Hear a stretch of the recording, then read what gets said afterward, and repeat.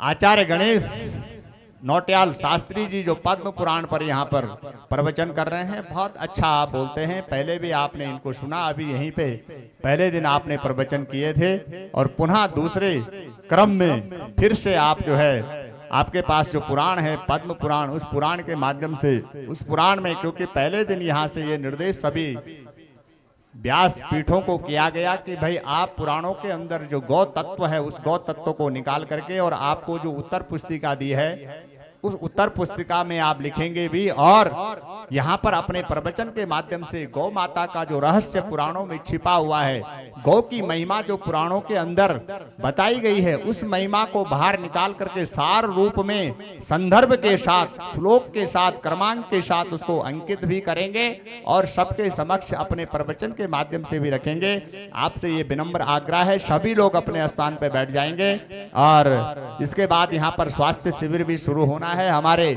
चिकित्सक सब पहुंच चुके हैं, पूरी टीम देहरादून से पहुंच चुकी है और आप लोग आपस में बातें नहीं करेंगे। जिसको स्वास्थ्य परीक्षण कराना है वो अपना चुपके से जाएगा और स्वास्थ्य परीक्षण करवाएगा। आपस में वार्तालाप बिल्कुल नहीं करेंगे, केवल चिंतन में भगवान का रखें। वार्तालाप आप मत करिएगा कोई भी, क्योंकि ऐसे में व्यवधान होगा। तो आइए प्रवचन सत्र में प्रवेश करते हैं। आचार्य गणेश नौटियाल जी से मैं प्रार्थना करता हूं कि पद्म पुराण के माध्यम से जो गौ महिमा है उसको हम सबको श्रवण कराने का कष्ट करेंगे। श्रद्धेय आचार्य गणेश नौटियाल जी, एक बार तालियों से अभिनंदन करें पूज्य आचार्य जी का, जोरदार तालियों के साथ अभिनंदन करें, उत्साहवर्धन करें आचार्य गणेश नौटियाल जी।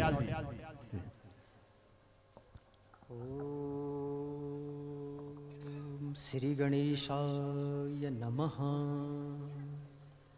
श्री सरस्वत्यै नमः। श्री सद्गुरुदेवाय नमः। नमः परमहंसा स्वादित चरण कमल चिन्मकरंदाय भक्त जनमानस निवासाय श्री रामचंद्राय।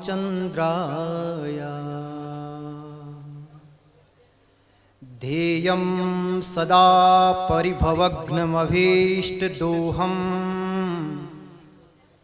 तीर्थास्पदं शिवविरञ्चि नुतं शरण्यं। भृत्यार्तिहं प्रणतपालभवाब्धिपूतं वन्दे महापुरुष ते चरणारविन्दम्। सृष्टो यशर्गरूपा जगद्वनविधो पालनीया चरौद्री। संहारे चापि यस्य जगदिदमखिलं कीडनं या पराख्या। पश्यन्ति मध्ये माथो तदनु भगवती वैखरी वर्णरूपा। सास्मद्वाचं प्रसन्ना विधिहरिगिरिशा राधिका अलंकरोतु। नमस्ते नागराजाय भक्तानां सुखहेतवे। वासुकी नागरूपाय विश्वक्रत्रे नमो नमः। नमाशेष ईशाय सेमवास नमो हरे। नमस्ते नागराजाय वासुदेवाय धीमते। गौरामं रसमयं नित्यं रसाचार्यरसोत्सुकं। श्रीराम हर्षण देवाख्यं सद्गुरुं प्रणमाम्यहम्। वज्रनखाय विद्महे तीक्ष्णदृष्टाय धीमहि तन्नो नरसिंह प्रचोदयात्। तन्नो नरसिंह प्रचोदयात्। बोल सदगुरुदेव भगवान की। श्रीमान कामनी मोहन नौटियाल जी, वो जो कार्यकर्ताओं की लिस्ट है वो यहाँ तक पहुँचा देंगे।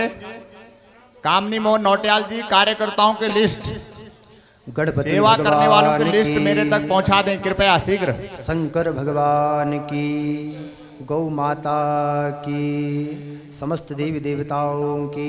आदरणीय ब्रजलाल रतूड़ी जी से मेरी नमः प्रार्थना है, कृपया पार्वतीपतये। अपने जो गौ भक्त हर आए हैं हर जो सेवा में यहाँ पर योगदान दे महादेव, सकते हैं उनका नाम लिख हर देंगे आप, हर महादेव। जो गौ भक्त यहाँ पर शंभो। सेवा में, क्योंकि इधर जो पीछे व्यवस्था है वो थोड़ा सा चरमरा रही है, इसलिए सेवा में लोगों के नाम चाहिए। ब्रजलाल रतूड़ी जी कृपया जो देहरादून से आए हैं जो सेवा यहाँ पर कर सकते हैं उनका नाम लिख करके दे दें। परम आराध्य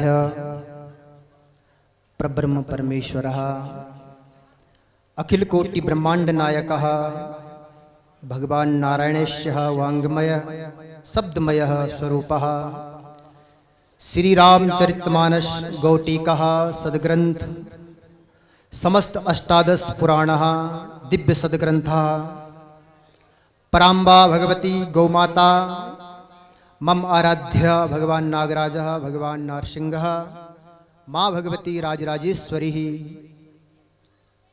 प्रधान पीठे विराजमानः स्वनाम धन्यः परम पूज्य सद्गुरुदेवः पूज्यपादः श्रीमन्तः गोपालमणि महाराज महोदया तथांचः महोदयस्य सुपुत्रः श्रीमन्तः आचार्यः सीताशरण महोदया भवता पावन चरणार्थ-विन्दे अहं प्रणमामि। तथांचः अस्माकं संरक्षकः विद्यावाचस्पतिः रामभूषण बिजलवान् महोदया अपि अहं हार्दम् अभिनन्दनं करोमि। मम ज्येष्ठा श्रेष्ठः वंदनीय पूजनीयः व्यासवृन्दान् कोटिशः प्रणमामि। यज्ञस्य आचार्यः वेदस्वरूपः पूज्यपादः ब्रजमोहन सेमवाल महोदया तथांचः समस्त सहायकाचार्यः पूज्य विप्रवृन्दः माँ भगवती कटकाणस्य देवी भगवती भुवनेश्वरी अत्र विराजमानः समस्त देवडोल्यान् सादरं वन्दनम्। समोपस्थितः माँ भगवती स्वरूपिणः मातृशक्तिः वृद्धबान्धवः समस्त लघुज्येष्ठः भगिन्यः भ्रातः सर्वः गौमाता राष्ट्रमाता प्रतिष्ठा महायज्ञे अष्टम दिवसेषु हार्दं स्वागतम् अभिनन्दनं च। पुनः सभी आए हुए विद्वान आचार्य संत समाज सभी गौ भक्तों को सहृदय वंदन करते हुए आज हम गौ माता राष्ट्र माता प्रतिष्ठा महायज्ञ के 12 दिवसीय यज्ञ के आज अष्टम दिवस में प्रवेश कर रहे हैं। भगवती की कृपा गौ माता की कृपा हुई और दास को भी कुछ बोलने के लिए मिला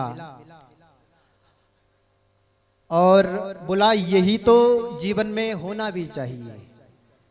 हमारे यहाँ एक सूक्ति है, सत्कर्म सूचको नूनम ज्ञान यज्ञ स्मृतो बुधे। बोला बड़े बड़े ज्ञानियों ने बड़े बड़े पंडितों ने योगियों ने वेदों ने ये जो आप यहाँ पर देख रहे हैं इसी को सत्कर्म का सूचक कहा है। सत्कर्म का मतलब है अच्छा काम।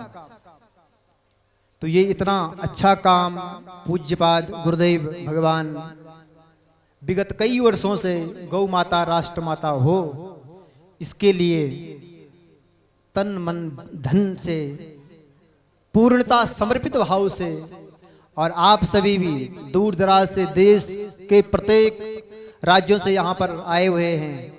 आप सबका इस पावन भूमि में बहुत बहुत सादर अभिनंदन है। और ये देखो गोविंद और गौ माता में कोई भेद नहीं है। गोविंद यानी भगवान में और गौ माता में कोई भेद नहीं है। इसलिए यह जो कथा है इसको तो बोला रोज सुनना चाहिए। हमारे यहाँ भागवत जी में एक श्लोक है, सदा सेव्या श्रीमद् भागवती कथा। अच्छा इससे होता क्या है यस्य श्रवण मात्रेण, इसको सुनने मात्र से हरिश्चित्तम समाश्रयेत, ये जो भगवान है, ये जो गौ माता है, ये हमारे मन को चुरा लेती है। और यही तो जीवन का उद्देश्य होना चाहिए। यही तो मानव की मानवता तब सिद्ध होती है जब हम गौ माता के लिए, अपने गोविंद के लिए, अपने इष्ट के लिए अपने तन मन धन से लग जाते हैं। हमने अपने बाल्यकाल से ही पूज्य गुरुदेव को सुना और हर जगह हम चर्चा करते हैं। मैं रौंतल गांव से हूं गुरुजी, और आपको सुन करके ही कुछ बोलने का प्रयास करने की सोचते हैं। बाकी तो हमने पहले भी एक दिन कहा कि हम नहीं बोलते हैं, ये तो व्यासासन बोलता है, क्योंकि ये सरलता से किसी को मिलता नहीं है। इसलिए भगवान की जब कृपा हुई तब हमको कुछ बोलने के लिए यहाँ मिला। आइए, हमने पहले भी थोड़ा सा पद्म पुराण पर चर्चा करी थी, जिसमें 55,000 श्लोक हैं, 7 खंड हैं, और उसमें कुछ श्लोक हम जब पढ़ रहे थे तो बोला, अगर हम सिद्धि चाहते हैं, प्रसिद्धि चाहते हैं, और कौन नहीं चाहता, कौन है ऐसा जो नहीं चाहता है? आजकल दुनिया इन्हीं के पीछे भाग रही है। जबकि बोला सिद्धि के पीछे भागना नहीं चाहिए, ये भागवत जी में वर्णन है। क्यों नहीं भागना चाहिए? बोला सिद्धि जब आती है तो व्यक्ति प्रसिद्धि की कामना करता है कि यार अब तो मैं सिद्ध हो गया, मैं प्रसिद्ध हो जाता तो अच्छा था। और जब व्यक्ति प्रसिद्धि ढूंढते ढूंढते प्रसिद्ध हो जाता है तब उसे अहंकार आता है, और अहंकार कभी उत्थान का काम नहीं करता, वो पतन का काम करता है। इसलिए बोला सिद्धियों के चक्कर में नहीं पड़ना चाहिए, लेकिन ऐसी सिद्धि, जो सिद्धि हमें गौ माता की ओर जोड़ दे, जो प्रसिद्धि हमें गौ माता की ओर जोड़ दे, वो तो हमें चाहिए ना। तो महाप्रवणी संप्राप्ते भूमिदानम ददातिया गौदानम व महाराजा सर्वभोग पतिर्भवेत्। बोला गौ माता के पास हर प्रकार की सिद्धि, प्रसिद्धि, वैभव भरा पड़ा है, क्योंकि 33 कोटि के देवी देवता, कल गुरुदेव कह रहे थे, एक एक रोम में एक एक देवता का वास है। तो ऐसी मां भगवती पराम्बा गौ माता, जिनका पावन चरित्र और जिनकी सेवा में गुरुदेव ने हमको लगाया है, अरे हमारा जीवन धन्य हो गया साहब। हाँ, ऐसा भागवत कथा सुनाने वाले बहुत मिलेंगे, राम कथा सुनाने वाले बहुत मिले हैं, बहुत मिलेंगे, अभी भी मिलेंगे, लेकिन गौ कथा, हाँ, जब हम शुरू में हमने सुना ना, तो हमने देखा यार गौ कथा तो कभी हमने नाम ही नहीं सुना। तो इसका मतलब है कि ये हमारी भूमि का भी सौभाग्य है, हमारा भी सौभाग्य है कि हमारे बीच से ही ऐसे परम पूज्य गुरुदेव, जिन्होंने केवल देश में ही नहीं, अरे विदेशों में भी हमारे प्रदेश की, अपनी भूमिका की पताका को लहरा रहे हैं, ऐसे गुरुदेव के चरणों में हम बार बार वंदन करते हैं, प्रणाम करते हैं। और ध्यान देना, गुरुदेव के दर्शन करने से तो धन्य होते ही हैं, लेकिन एक गजब का श्लोक मैंने पढ़ा, एक गजब का श्लोक मैंने पढ़ा, जिसमें मैं पद्म पुराण का जब पारायण कर रहा था तो बोले गुरुदेव के दर्शन मात्र से भी धन्य हो रहे हैं, लेकिन बोला गुरुदेव की संतति, जिनके मुख से हम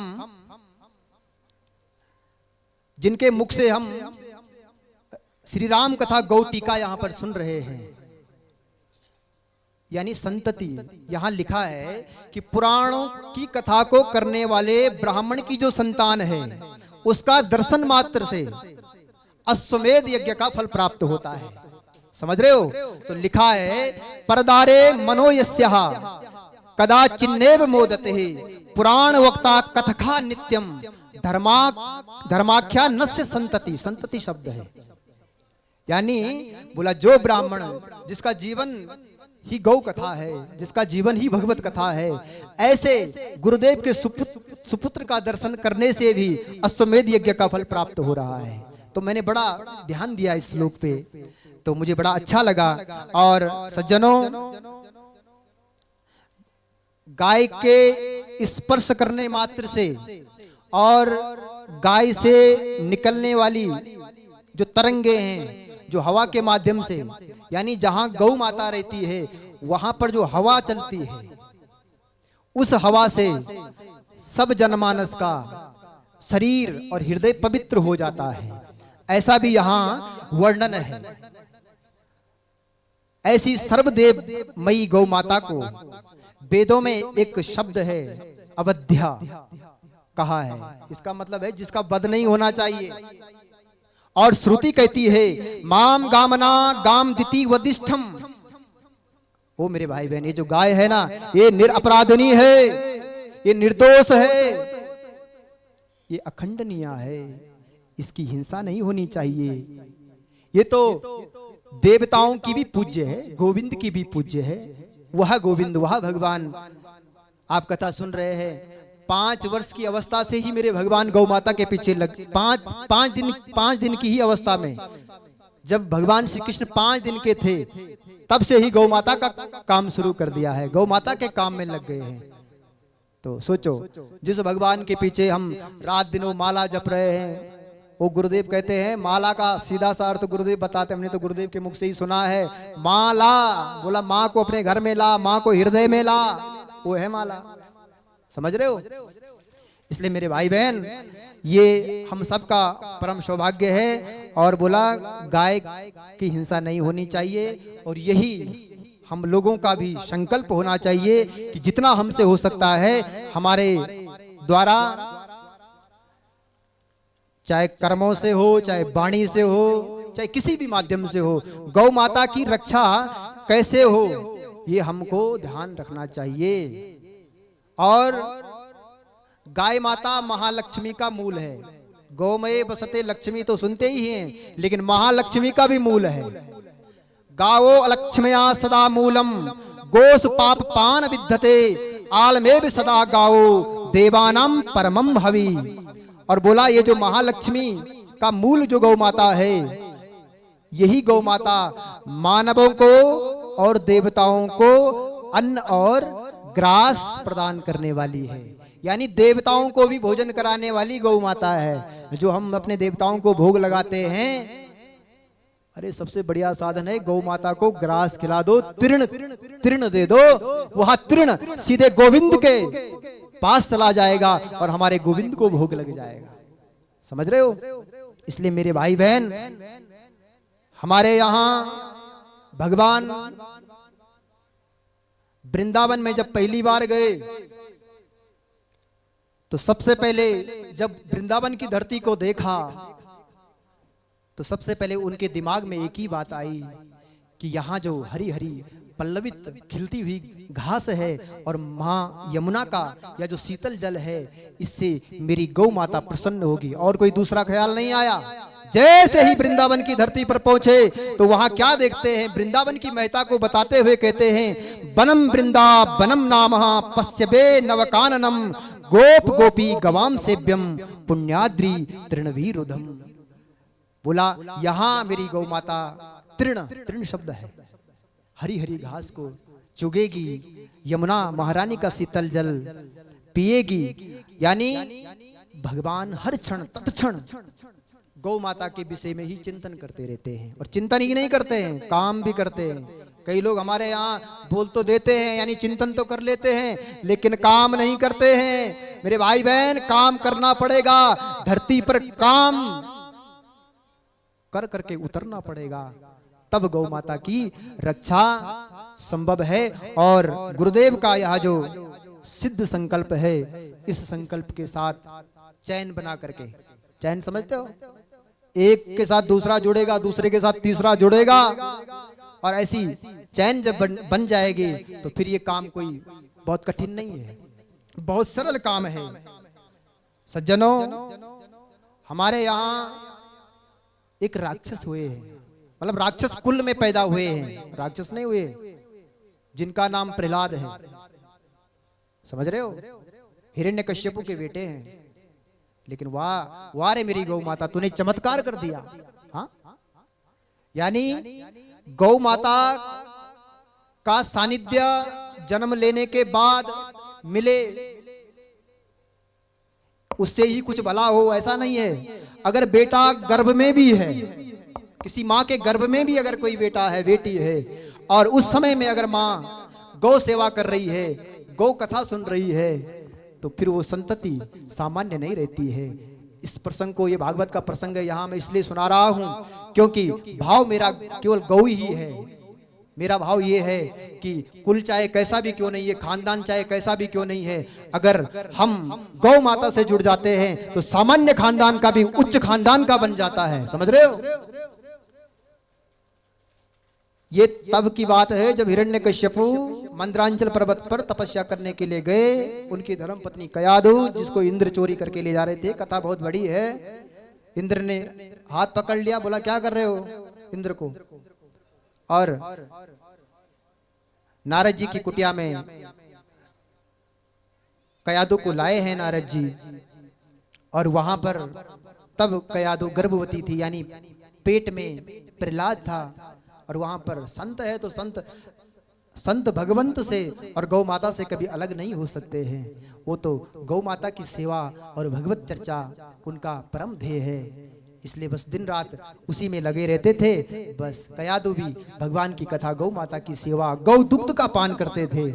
और फिर यह कोई सामान्य पुत्र नहीं हुआ, ये प्रहलाद हुआ। और ऐसे प्रहलाद हुए कि जिन प्रहलाद पर मेरे भगवान नरसिंह भी रीझ गए। बोल नरसिंह भगवान की, नरसिंह भगवान की। जिन नरसिंह को मनाने के लक्ष्मी भी भाग गई, समझ रहे हो, जो नारायण की लक्ष्मी है, पत्नी है, वो भी भाग गई ऐसे क्रोधी स्वभाव को देख करके। लेकिन धन्य है प्रहलाद जी के लिए, प्रहलाद जी जैसे ही भगवान नरसिंह के पास गए। और वैसे भी यहाँ पर एक संकेत है, बोला भगवान के पास कभी भी जाते हो ना मेरे भाई बहन, तो कभी सिर को उठा करके नहीं जाना चाहिए, भगवान के श्रीमुख को नहीं देखना चाहिए। कभी भी भगवान के मंदिर में जाओ, कभी भगवान के दर्शन हो जाए तो भगवान के चरणों को देखना चाहिए। यही प्रहलाद जी ने किया है। प्रहलाद जी ने भगवान नरसिंह के चरणों में जाकर के गिर पड़े। वारे मेरे भगवान नरसिंह, प्रहलाद जी को गोदी में उठा लिया।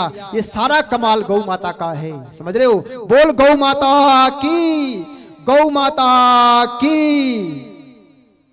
इसलिए मेरे भाई बहन,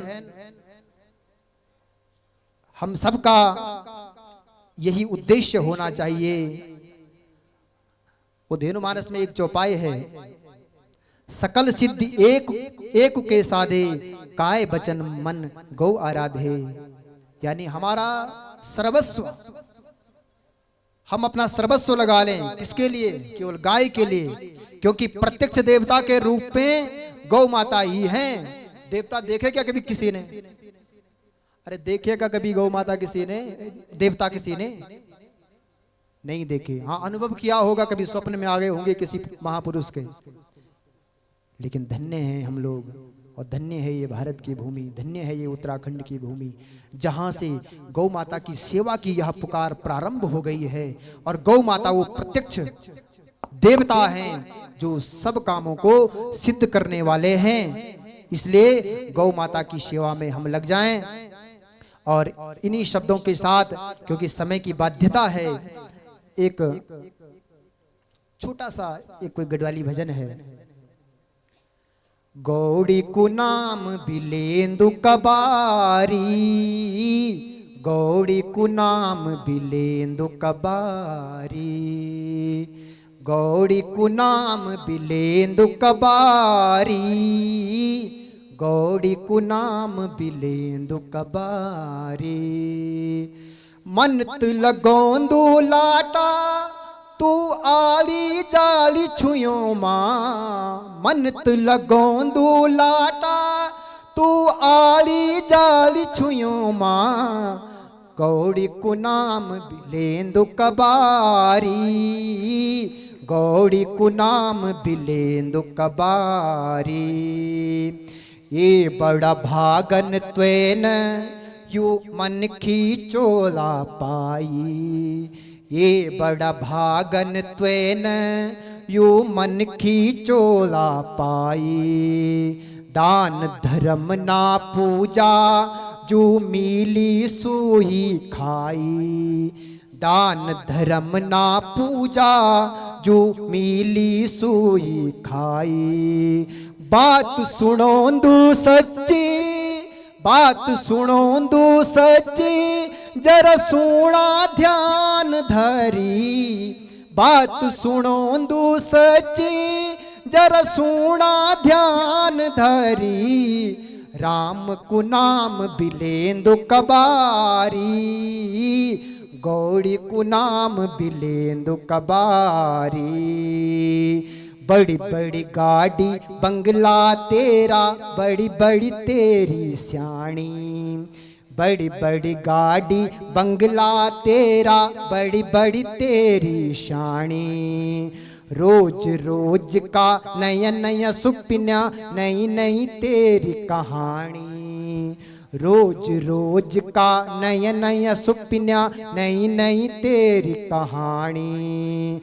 गौड़ी को नाम बीज बोलू, गौड़ी नाम को बीज बोलू, वेली भक्ति की क्यारी, गौड़ी नाम को बीज बोलू, वेली भक्ति की क्यारी, गौड़ी को नाम बिलेंदु कबारी, गौड़ी को नाम बिलेंदु कबारी। पुनः इन्हीं शब्दों के साथ पूज्यपाद सदगुरुदेव भगवान के चरणों में साष्टांग दंडवत प्रणाम करते हुए यहाँ पर बहुत ही विद्वान आचार्य जनों के चरणों में, संत महापुरुषों के चरणों में, और सबसे बड़ी भक्तिमती माताओं जिनके हृदय में सर्वदेव गौमयी ने वास कर दिया है, वाह रे मेरे भाई बहन, आप सभी को सादर प्रणाम करते हुए अपनी वाणी को विराम देता हूँ। जय गौ माता, जय गौ माता, जय गौ माता। शोभनम अतीव शोभनम उत्कृष्टम प्रवचनमिदम। करतल ध्वनि से अभिनंदन करें पूज्य आचार्य जी का, बहुत सुंदर। सकल सिद्धि एकौ के साधे, काय वचन मन गौ आराधे। इसी संकल्प सिद्धि के साथ, और आज यहाँ पर जैसे कि पूर्व सूचना है, स्वास्थ्य शिविर भी आयोजन होना है, तो पहले स्वास्थ्य